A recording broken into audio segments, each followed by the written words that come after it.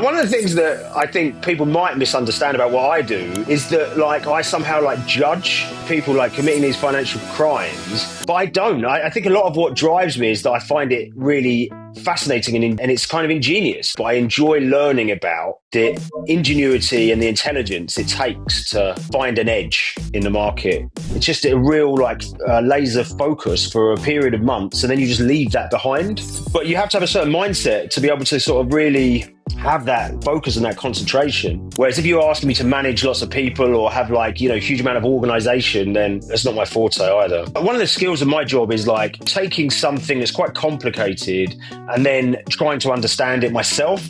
And that takes a long time. And then once you get to that point where you understand it yourself, then you have to try and explain it. And so I heard independently that there was this group of traders in Essex who that day had made $700 million. Staggering.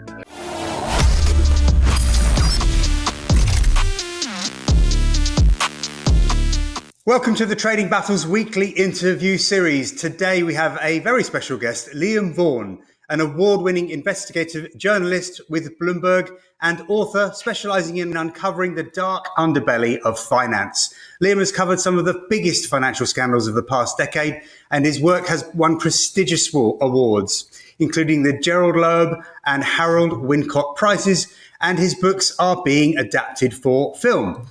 Liam. Jason, welcome. Hi, great to meet you. Yeah, you too, mate. So I'm so fascinated. I'm not really sure where to start. Probably, actually, we should start with the Tom Hayes story, seeing as it's all back in the news now. Yes. That fascinated me because I was a LIBOR trader on Life in the 90s. So I knew all about how the banks used to fix their rates. For me, it was just standard practice. Why would the banks mark their books against them? I was absolutely stunned when this case came to court. Yeah, I mean, really fascinating story and fascinating conclusion, really. You know, for Tom Hayes to go from a situation where, you know, in 2010, 2011, he was front and center of this scandal and was charged along with a bunch of other people, ends up going to prison for 5 years, appeals, loses his appeal, appeals again, loses that appeal, and continues to believe and continues to fight, and ultimately is successful. And the Supreme Court makes a judgment that what the judge had said at the time of his, you know, jury instructions was flawed, and that the jury weren't given an opportunity to fairly assess the case that they should have been. And as a result of that, you know, the case was thrown out. So, I mean, absolutely incredible story and an incredible conclusion to the story. I obviously wrote a book about the LIBOR scandal that was published in 2017. So a while ago now. At the time, the charges were made. Originally, you know, what happened is that at first it was the banks. So it was like Citigroup and UBS and RBS and Deutsche Bank, others, all ended up being fined considerable amounts of money, and they weren't criminally prosecuted, but they did these like deferred prosecution agreements whereby they sort of came forward and said, this is what went on, we own up to that.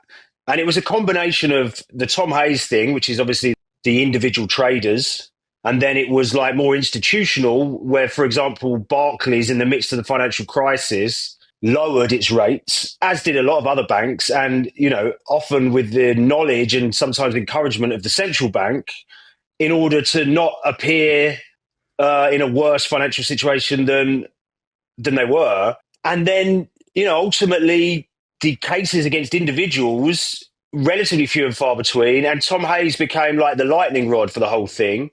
And he originally had pleaded guilty. He then retracted that guilty plea, and as a result of that, he had a very aggressive judge, and the judge threw the book at him, and he ended up getting, I think it was 14 years originally, which is just, you know, insane. It later got lowered to 10 years, but he ended up serving 5 years, you know, for what now looks like, you know, if it's a crime at all, a kind of misdemeanor and a product of the system that was in place at the time. I mean, what's your kind of perception? Well, yes. I was just a lowly market maker trading options on my own account in the 90s. Yes. And Yeah. and I knew that trading LIBOR, you never ran Yeah. positions to expiry, because what happened was there'd be an expiry at a certain time of day, and then later on in the day you'd get the 3 month LIBOR fix. And it never went, most contracts expired at the right price, but you never knew what there would be a difference, because it was all fixed by the Yes. banks. And of course it was fixed by Yeah. the banks, because Yes. they marked it to their book. Otherwise it might cost them, I don't know, hundreds of millions of pounds. I don't know the sums of money it would have cost them. But no one in the city would ever mark their book against themselves. You're there to make money. If I knew about it in the 90s, which was 15 years before this event, then are you telling me that everyone all the way up to the top of the bank didn't know about it? I mean, come on, it's Yeah. absurd. No, absolutely. But I guess the Tom Hayes is a good example, because what he ended up doing is taking that system, which was really badly flawed. You're ultimately asking the banks to set the rate. You're not being clear about how it's set. And then you're holding them to account years later for doing something that, as you say, is completely rational. What Tom Hayes did, and he wasn't alone, but he was definitely like an outlier, is that he realized, well, if I can influence not just my bank's LIBOR, but if I can influence other banks' LIBORs, if I can get in touch with my broker and say to them, I'll throw a load of wash trades or a load of business your way, if you can get the guy at RBS or the guy at UBS to change his as well, and if you can actually phone up the guy at the other bank and get them to change it, then you can make more money. You can have more of an impact on your book. So Tom Hayes took it to an extreme level. However, I think what it fundamentally comes down to is that the system was really flawed and the rules weren't clear. And so with someone like Tom, he's later talked about how he's got neurodivergence, and he sees the world in quite a black and white way. And so for him, it's like, well, this is the game. This is how I can win the game. He's not thinking, well, on some level, maybe if I slightly do things differently, he's not thinking in that nuanced way. He's thinking like, how do I maximize my profits? And he went ahead and did that. And he was incredibly unfortunate. And not only that, like, there is a sense that, as you say, this is how it had been done for years and years. And it's like the analogy that I would make is like, it's like pass the parcel, and they're the guys that are holding the parcel, and then the music stops and suddenly it's like, you're the bad guys. And it's like, well, yeah. In a practice that has been going on for decades, I'm sure. Absolutely. Yeah. Amazing. Yeah. Amazing story, I see. yeah. Have you met Tom? I have met Tom. Yeah. I mean, when I was writing my book, there was another book that came out by another journalist called David Enrich, who was at the Wall Street Journal, and his book is called The Spider Network. I don't know if you read that. No. But that has got a lot more personal insights from Tom and his wife and his family. And so, like, I think Tom, maybe understandably, considered that we were going to write the book as we saw it, and that he gave a lot more access to those guys. But I mean, to his credit and to his whole team's credit, they have been a constant presence in the media for like 10 years. They're always giving interviews, always talking about the injustice as they see it, and always talking about this story. And I think one of the products of that is that they have managed to get it to the Supreme Court and ultimately get it quashed. So it can sometimes be a force for good. Yeah. Well, I have read your book about Navinder and the flash crash. I read that quite a while ago, actually. And that fascinates me, because I actually remember exactly where I was and what I was trading the day that happened. I happened to be short the E-mini Dow Jones, and I made a decent sum of money, but I got greedy and I didn't take the profit on the trade, because I thought this was the beginning of an extended move, and the next thing it's turned around and gone up and wiped out my profit. But the story fascinates me. I know people that traded with him and who knew him. So I'd love to hear, your perspective. I'd spent all this time writing about LIBOR, and then there was there was like the FX scandal, and all of these like scandals, they involve people within banks. And a lot of the time they were like well-educated people that had gone to university, that had got jobs. And obviously, there's diversity within the financial industry, but Nav was just this really unusual character. He traded at home in his family's house. They didn't know what he was doing, so they didn't know how much money he was worth. And so he was just inherently different and an inherently kind of curious and interesting character. But I mean, the fascinating thing is that after 2010, there was all of this investigation into what had caused it. There was like a CFTC and an SEC inquiry. There was all this financial literature about what happened actually in the markets at a kind of macro level. And all of that was kind of, nobody had solved the mystery, but certainly nobody had pointed to like a day trader in his parents' bedroom. And so when in 2015, he suddenly gets a knock on the door and there's this announcement, that this kid caused caused this crash, this $1 trillion crash. It was a fascinating story, and it raised all these questions about like, well, if that's true, if this kid really can cause that much mayhem, then how stable really is the financial system? So it's a great story, great character. But my way into it was a guy who you might know is a lot of people might know him as Trader Dante, but his name's Tom Pitchin. Yeah, I know Tom. Yeah, well, I know I've communicated with him. I don't really know him on a personal level. But he purely coincidentally, I started my career at a place called Insurance Times magazine, and Tom also worked there. I don't think he wanted to be a journalist before he became a trader. He always used to talk about trading, but then after that, I went my separate ways, but we were still kind of friendly, and he used to work at Futex with Nav. So when that story broke, I had like a way in, and I managed to speak to a bunch of Futex guys, and I heard the stories about, how he'd turn up in his moped with his, his helmet still on and start trading, and how he was not in it for the money at all. It was just a game. He was gaming the system, absolutely. A bit like Tom, I suppose. Yes. Yeah, exactly. Exactly. It was just a game, and he was brilliant. And he, I think one of the reasons the story really resonated is because even though ultimately what he was doing was found to be spoofing and cheating, according to the law, it was really ingenious. And even before that, he was making very good money. And it's just this kind of idea that actually one very, very smart individual can beat the market.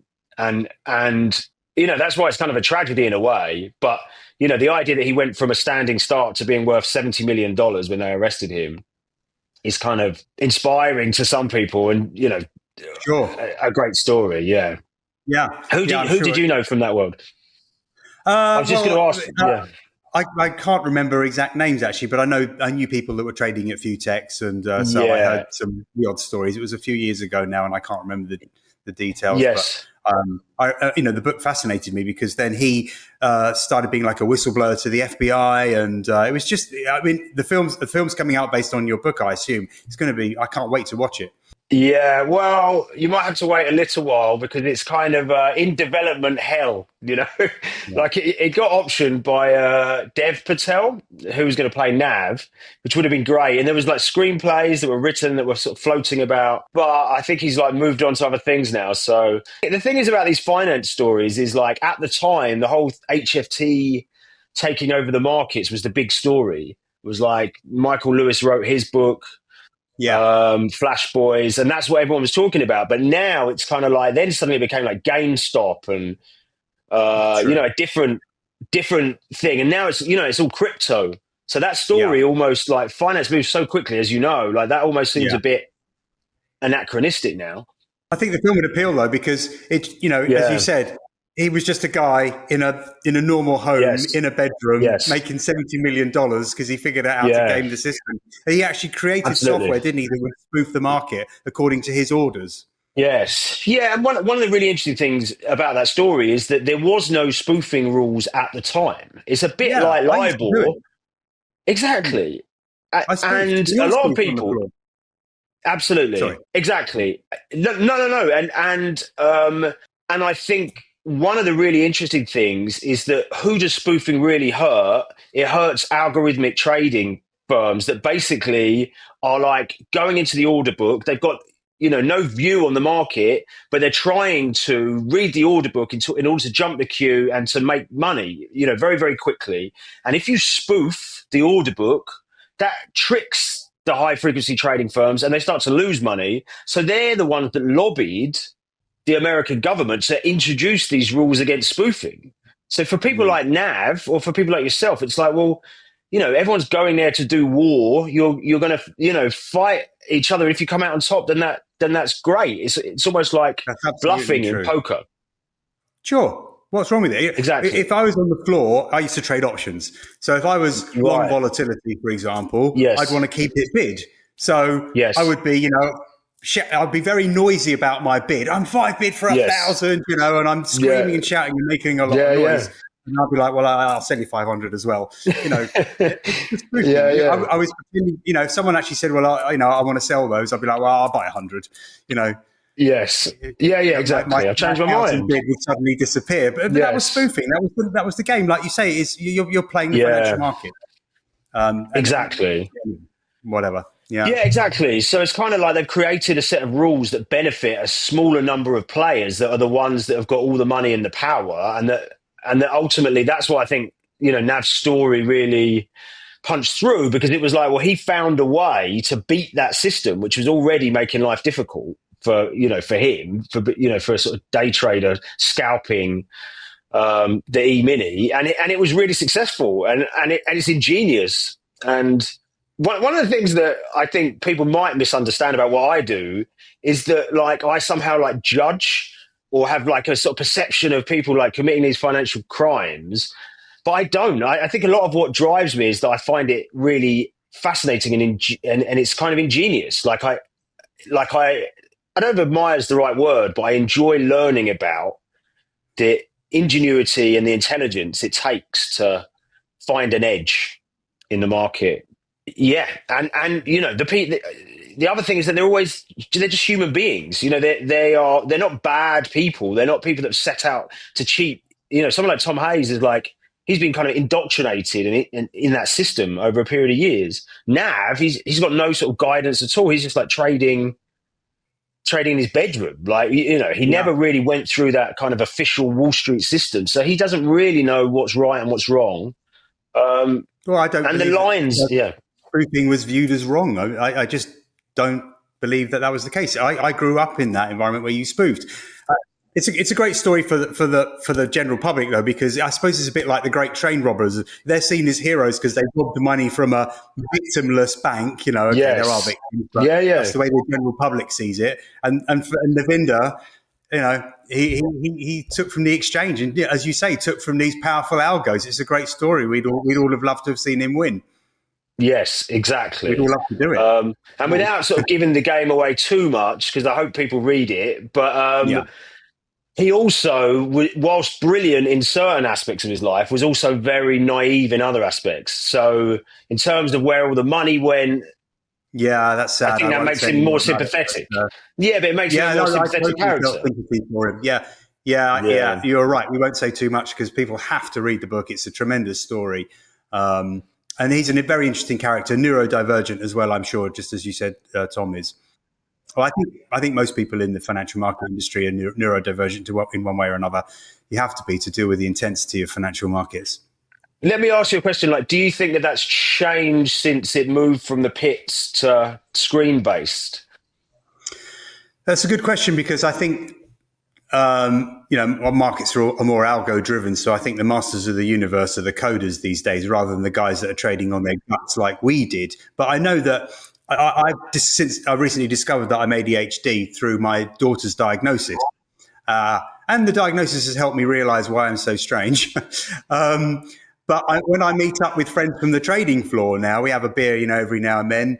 Like, I've just found out I'm autistic or I'm ADHD mostly through their kids being diagnosed. And I'm like, wow, we were all a bunch of neurodivergent traders, weren't we? And the intensity of it all, we're probably the only people that could actually take all of that.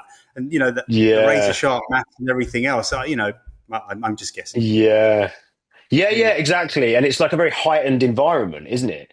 So it's like, if you're like, find that your attention goes into different places, but you're in a place where it's like life or death, make money, that is going to focus the mind, isn't it? Laser focus. You had to have it. Yeah, my brain was constantly doing just basic maths, but I had to be very, very quick at the basic. I can't even add up a restaurant bill these days, but in those days I was pretty good. Yeah, I guess it's practice. But without getting I don't think I've got ADHD, but I definitely have attributes because if you think about my job, I spend a huge amount of time on one single story. Like you just become obsessed. Like whether it's the oil trading story, it's like understanding how that market works, speaking to all the people involved, and it's just a real laser focus for a period of months, and then you just leave that behind. But you have to have a certain mindset to be able to sort of really have that focus and that concentration. Whereas if you're asking me to manage lots of people or have huge amount of organization, then that's not my forte either. No, I'm the same, and I can't stand admin. No. So you said several months. Is that how long it takes you to do the research and write the books? Is it several months as opposed to several years? I mean, the book's longer. I would say the NAV book probably took about a year and a half. Right. And it's quite short. But I mean, some people are quicker than me. You really just want to make sure you do it justice. And sometimes you embark on these things having already done a lot of the research. If I've been reporting on it for a long time at Bloomberg, then you're kind of coming in and there's gaps, but you can kind of hit the ground running. But with NAV, it was like a lot of it was still playing out and there was just a huge amount that I didn't know. And one of the skills of my job is like taking, we'll talk about the oil trading story in a bit, but, taking something that's quite complicated and then trying to understand it myself. And that takes a long time. And then once you get to that point where you understand it yourself, then you have to try and explain it to a lay reader. And that's where the skill often lies. Yeah. Translate the story. Yeah. And you can't bluff that. You can't bluff that you understand a trade because you get found out, but also you just, it's just an impossible thing to do. So a lot of the work goes into that, I think. Yeah, I'm sure. It must be really fascinating. So you mentioned about the oil story. Now, this is a hell of a story. I mean, this is probably the ultimate spoofing story. Yeah. Yeah. So, if your viewers cast their memory back to the pandemic, I think it was 2021, March of 21, I want to say. And suddenly all the users of oil around the world aren't using oil anymore. There's no industry going on. No one's traveling anywhere. So there's this huge lack of demand for oil. And then this is like specifically the WTI contract, which is like rolled over for technical reasons. Like at the end of every month, you have to close out your position and buy the next month's contract. And so as a result of that, there was these kind of macro reasons why the oil price is falling, and there's these technical reasons as to why it's going to fall. And so people in advance at the end of that month had speculated that oil could go very low. Don't think anyone said it was going to go to minus. But anyway, over the course of that day, the price of that contract completely collapses and it goes below zero and ends up at minus $38. Yeah, incredible. I didn't know that could happen. I didn't either. And so, at the time, the regulators and also the exchanges come out and they say, this was expected. We said in advance this could happen. This is just like a product of the market and the environment. And, doing my job, you have sources that are like traders, but you also have sources that are like seeing the data or whatever. You might be a regulator or it might be someone that works for a regulator, like as a consultant or something. And so I heard independently that there was this group of traders in Essex who that day had made $700 million. Staggering. Amazing. And so at first it was like, right, it's this tiny firm. They're called Vega Capital. They've got an address, but they don't really have like a trading floor. Who are these people? Yeah. And so the first story we wrote was kind of like, this is the story behind the story. These guys made a very large amount of money that day, and regulators are now looking into it to work out if anything was going on. And then me and my colleague Kit Chilell, we just then spent a long time chatting to people that were in that market, that knew these guys. At the front of it was this guy Cuddles, who was like the main trader. And then there was a couple of other former I love that. traders. Traders always have nicknames. Yeah, exactly. On the floor, I only, Yeah. you only knew people by their nicknames. I might go on holiday and someone would say to me, I'd meet someone and say, "Oh, I know a guy on the life floor, and his name's Mark so and so," and I'd be like, "Never heard of him." I could have stood next to him for the last 5 years because his name was something like Cuddles. So I love that. Yeah, Sorry to yeah. interrupt you. No, not at all. And just to continue that, like he had a badge, and his badge was something like I can't remember. He couldn't say the word "for" because he couldn't didn't use his he couldn't pronounce his thirst. So it's just to sort of say I'm just trying to think of an example. Hmm. But anyway, yeah. So he was this amazing character, this pit trader. There was another couple of pit traders, and rather than like going to work for a shop, they essentially went out on their own. And then he had all these other kids that were essentially working for him that didn't really have any background in finance. And what they were doing is they had this strategy where, because they knew that there were certain technical factors at play on this day at the end of every month, they would trade in such a way as to try and profit from that. And the principal way, and you'll know way more about this than me, but they would buy these trade at settlement contracts. So, it might be trading at 20 and they would buy trade at settlement contracts, and then they would try and trade in such a way as to move the market essentially, because every time they traded, they would profit from the difference between the trade at settlement price and the price at which they were selling. Mm-hmm. But it was risky because, there was only 10 of them or whatever, so if the market had gone against them, then they would lose money. And I think they sometimes did, but it was a profitable strategy. But that day, they were trading in such a way as to try and push the market down, but so was the rest of the market. And suddenly there came a point where there was no liquidity. And so them selling into a void meant that the market just collapsed. And so, they made all this money. And then there was all these great, these great stories about how they moved to Dubai. One of them was had bought a polo horse and was living in Argentina. Another one had bought a race car team. So they're doing exactly the kind of thing that a bunch of 25-year-olds would do. Sure. If they suddenly came into millions of dollars. But then it was well, are they going to get in trouble? And the answer seemingly is no. They've been sued in America. So there's a class action lawsuit where people are trying to, recoup some of their lost money. I'm not sure where that's going, but in terms of the actual regulator, I think they made a decision that either it wasn't illegal or they didn't have enough evidence. So it seems like it was the ultimate trade, really. Yes, that really would be a fabulous movie just to watch these guys. I don't think they were even all in the same room, were they? I think they were trading out of their homes. The top guy and some of the other guys were already wealthy traders, successful traders. They obviously knew what they were doing. You don't make 700 million out of nothing. They had the money to take, but they had the balls to say, "Do you know what? We've got it. We've actually, this is that black swan moment where we can actually nail it." And they had the balls to do it, and they pulled it off. I mean, full respect from me. I think it's tremendous. Is it a wonderful story?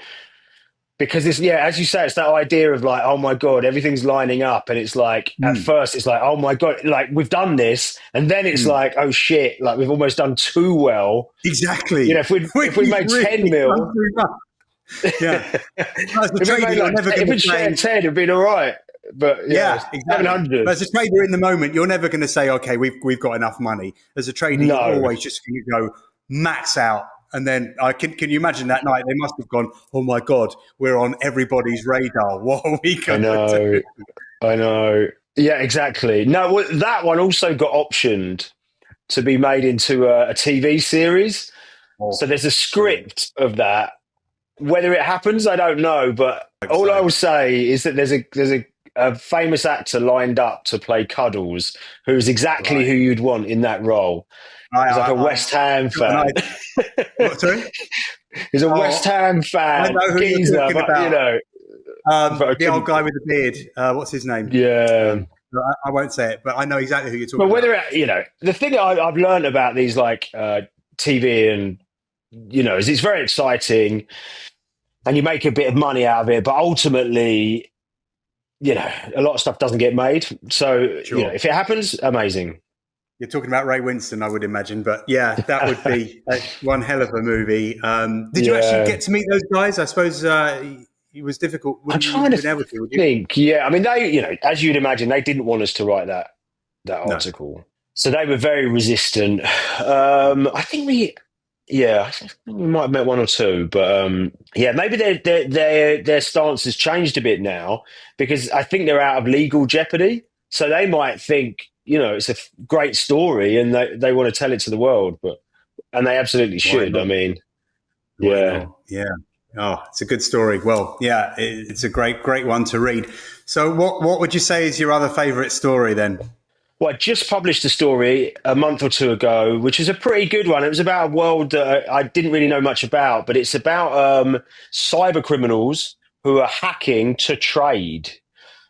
So in this case, this group of Ukrainian hackers hacked the SEC and they got hold of all of these government documents, all these earnings reports for Tesla and Apple, 24 hours ahead of time, and then they would distribute it to all these traders and they would trade on it. Amazing story. And it's pretty hard to get a hand on just how big that is. So these guys had done it before they had the SEC, they hacked the news wires.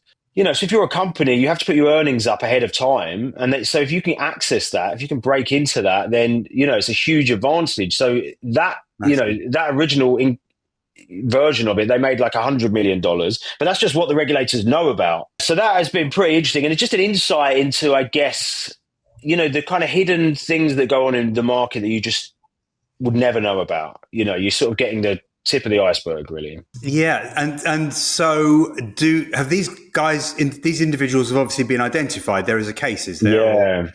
Yeah, they've been identified, but there's no extradition treaty between the US and Ukraine and Russia. So they're all at large, basically. Some of these hackers will get caught because they'll go on holiday to Mauritius, and suddenly their name will, a red light will go and they might end up getting extradited. But in Ukraine and Russia, there is no extradition. So they're almost it's this bizarre sort of parallel world where they're on the wanted list, but over there, they're just living completely normal lives. Untouchable. Wow. Makes you wonder if they're working on their next project. They're obviously super smart. Absolutely. And if you look at, if you look at earnings, or if you look at an M&A announcement, it's pretty much always, and often it's completely obvious just how much movement there is in the price before it's announced. So that kind of dissemination of information is pretty widespread, I think. Well, I think dissemination of that kind of information has been going on. I've been doing this for 40 years, and you often see a move before the number, and you think, hang on a sec, someone had that. And they only have to, trade it 30 or 20 seconds before the release of the number, so it's quite well hidden. But I've seen that countless times, and you're just like, someone had that. There's no way that happened before the market, the announcement. Definitely. So it's just about how clever you are at disguising it, because the regulators, there's nothing illegal about trading. It's only when they can link it back to you getting some information, or you having some link, or you accessing something. And so a lot of the time, I once had a friend who left the floor, and he went to work at a news agency, and he said, I get this piece of information, and I get it about, I don't know, let's say 90 seconds early. I could let you have it. So we did it once, and he let me have this information. The thing is, when economic data is released, there's obviously 2 or 3 parts to it. For example, last Friday, we had the US unemployment number, non-farm payroll. So you get the non-farm payroll number, you get the unemployment number, you get the average earnings. And so there's different data points. And the thing is, you don't know which part the market will actually focus on. Sometimes you think, oh my God, the headline number's this. But there might be a revision to the previous month's number even, which is where the market focuses, and that drives the move. So I thought I got this data early. I thought, this is it. I'm going to make a few grand here. And anyway, I focused on one point of the data. The market focused on another point of the data. So I lost money. Serves me right. Thought I was being clever. But it's just interesting. You've got to know what you're doing. Exactly. You hit the nail on the head, because what was happening with these earnings reports is they found that they weren't able to easily interpret them. Like, Right. just because you know that someone might be slightly beating the market, sometimes the market just goes in the opposite direction. Or Sure. then, as you said, there might be other factors that are more important than that number or something. Yeah. So you've got to be very Oh, selective yeah. about the ones that you're betting on. And even then, you need some kind of analytical skill to You be do have able to to, understand the mechanics of the yeah, market. If Tesla comes out yeah, with a strong number, but everyone's been buying yeah, Tesla for the 3 weeks before the number, expecting it to be good, you might get a couple of percent up, and then boom, everyone's trying to get out. It can close down on the day. So you've got to understand the mechanics of the market and the sentiment. yeah, definitely.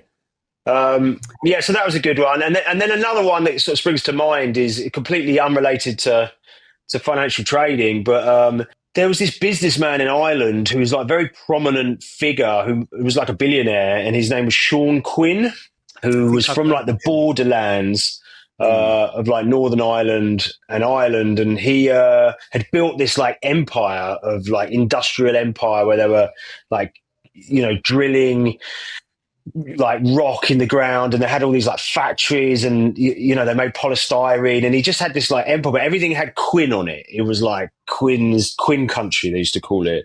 And then he basically lost all his money during the financial crash of 2008 2009 because he massively invested in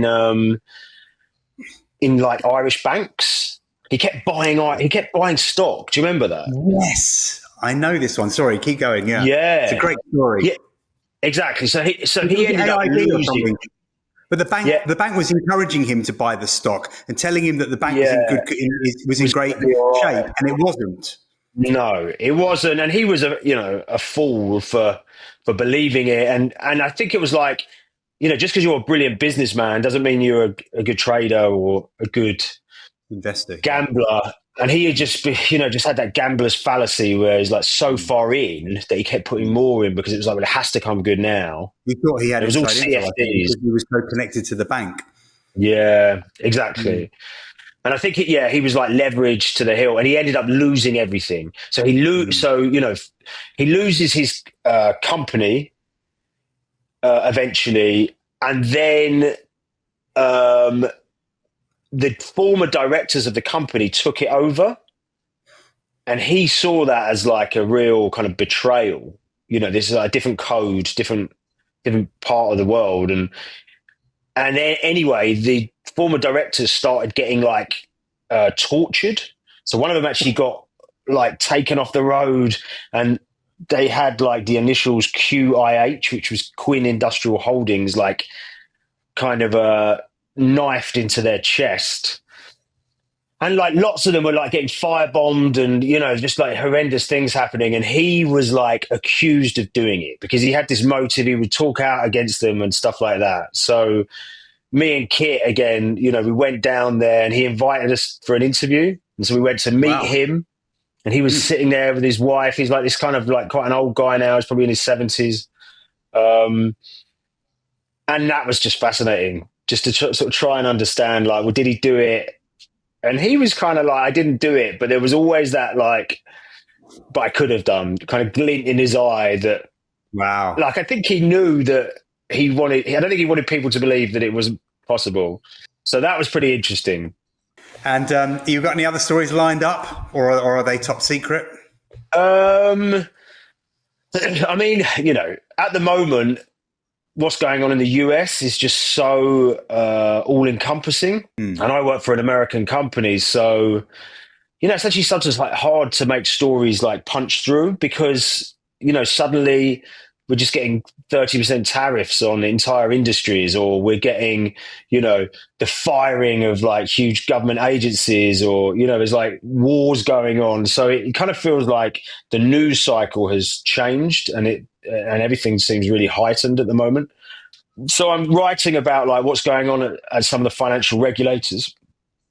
Because, I mean, one of the big stories at the moment for markets, I guess, is that the US embrace of crypto. So there's always crypto rules being written, but not only that, like they're putting all these like crypto figureheads into the government agencies. So like at the CFTC and the SEC, and that, there's essentially like open the floodgates, like let the good times roll with regards to sort of crypto trading. And yeah, I'm curious to know, markets are exuberant and then they kind of go into, a kind of reversal. And it seems to me like we're in a period of like greed driving crypto market. And at some point, Sure. I think the disco has to end, really. But it's been a while since there's been a financial crisis, isn't it? Yeah, yeah, that's very true. So, well, COVID was a minor financial crisis, but they just threw money at it.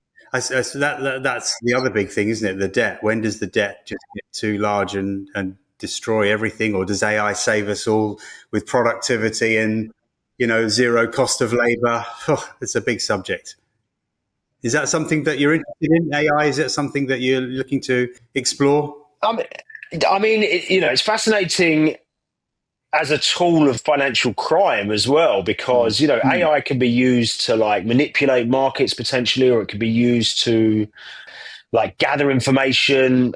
It feels like as a kind of mechanism, it can be used to like write codes that can be used to like disrupt systems or companies. Like obviously we talked about this kind of hack to trade idea, and it's sort of getting to the point where you could actually kind of almost tell AI to like design programs to hack. You don't need to necessarily have that kind of background or that skill. So um, I don't know. It's pretty fascinating. Like as a journalist, it's kind of having a bit of a negative impact on our industry.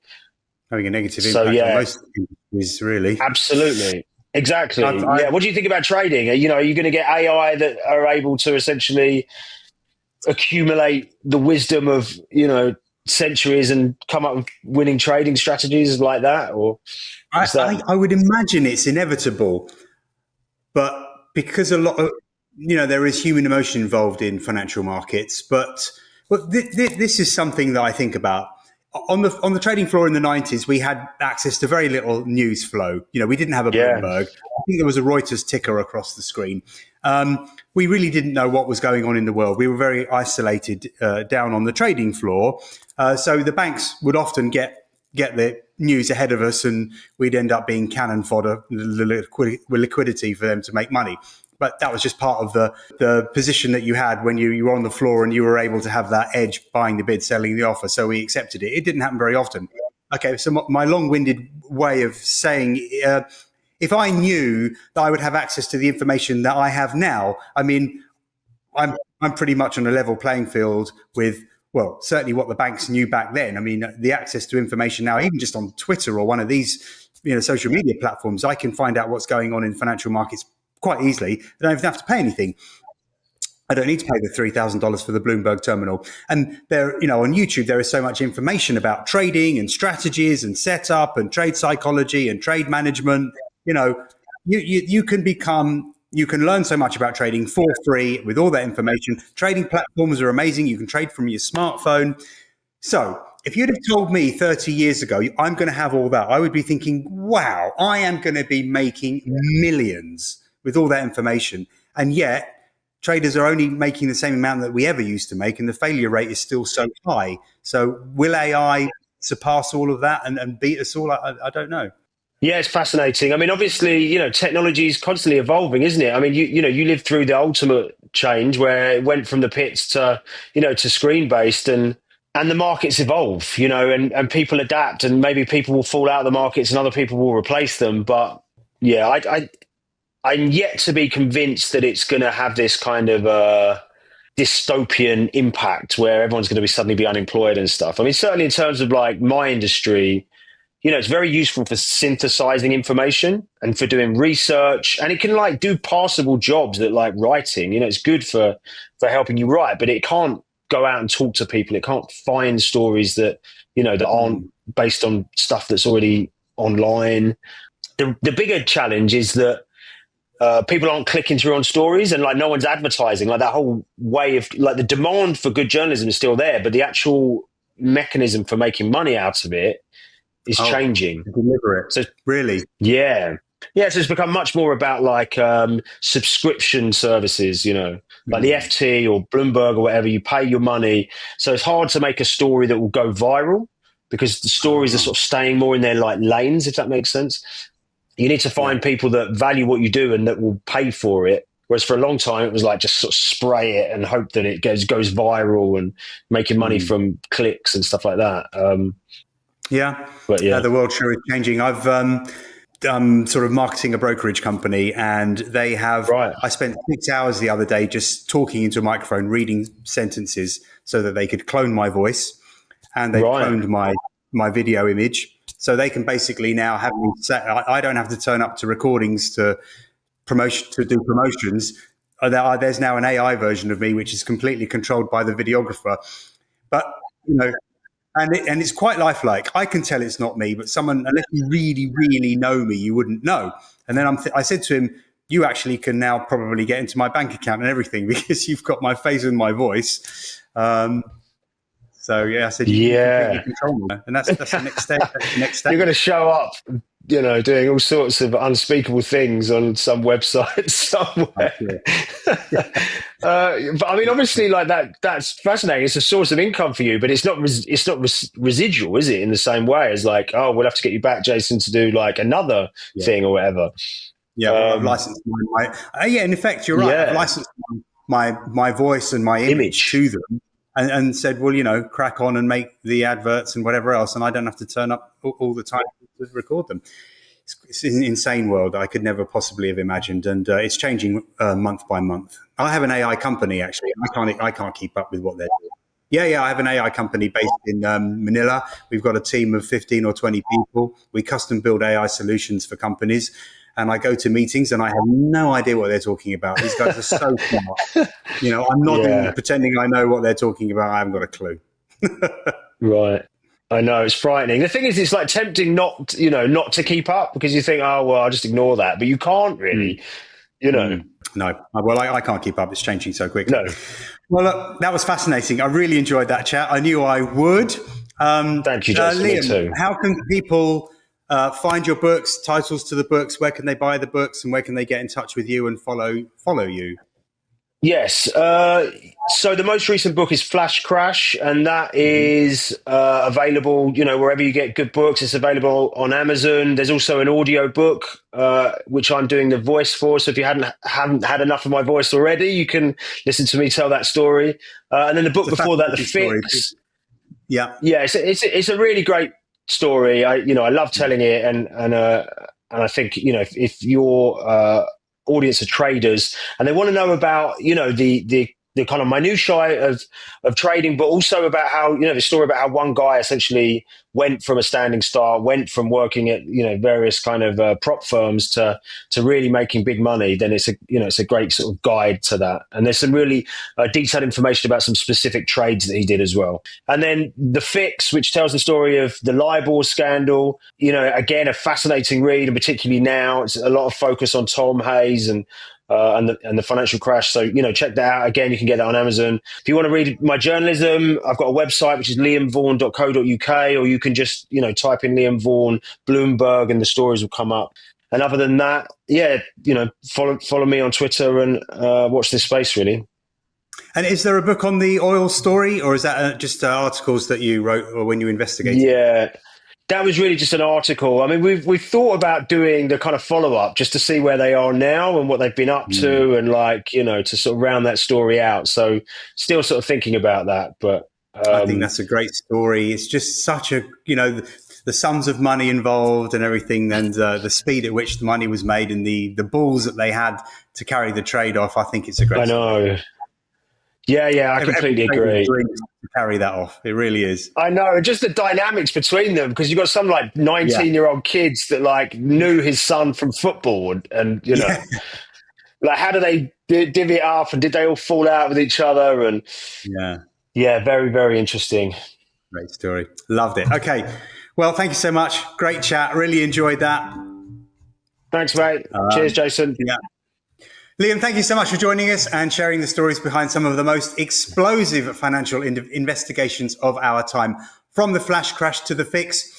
Your work pulls back the curtain on a world few truly understand, and it's been fascinating hearing how these stories come together. For everyone watching, please make sure you check out Liam's books and his reporting over on Bloomberg and Business Week. If you enjoyed this episode, Don't forget to like, subscribe, and drop a comment. We've got more eye-opening interviews coming right your way here on The Trading Battle. Until the next one, I am Jason Sen.